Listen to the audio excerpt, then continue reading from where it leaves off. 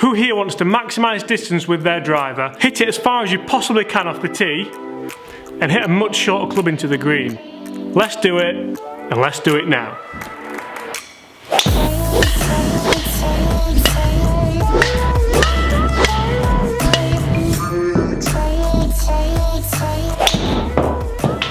Hi everyone, James Robinson here. If you're new to my channel and this is your first time watching my content, make sure you consider hitting that subscribe button. My goal is to bring you guys daily golf related content that helps you raise your game, smash that handicap down, and pretty much just improve your overall enjoyment of golf.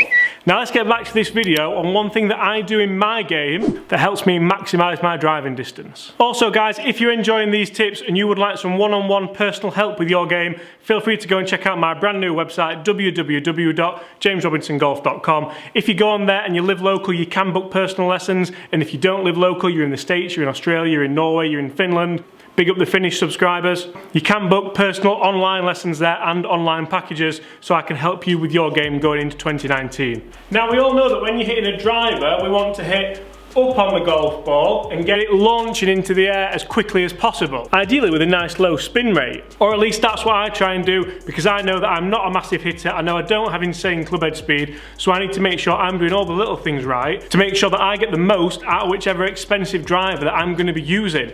What's the point of splashing all the cash on something like this if we're not going to get the most out of it? So here's one tip. Whenever I address the ball with the driver, I always hover it. Always, always, always. I almost like to think that the sole of this club will never touch the ground. If I didn't use this as leverage when I teed the ball up, it probably wouldn't.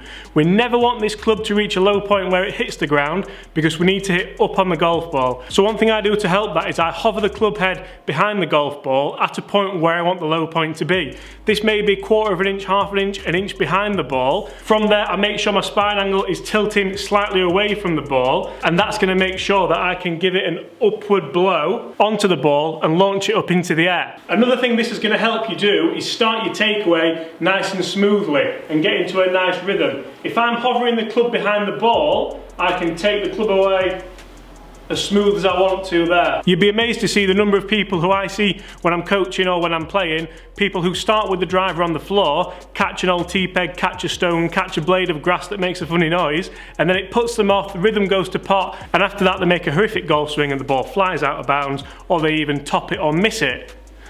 I've seen it. So next time you play, try teeing the ball up a little bit higher, hovering the club behind the ball, striking the ball on the up, and maximising your drives. One thing this allows me to do is tee the ball up a little bit higher and really try and feel like I'm excessively striking the ball on that upward motion, maximising my drives. So guys, next time you head to the course, try out that little tip, tee the ball nice and high, hover the driver behind the ball, and away you go.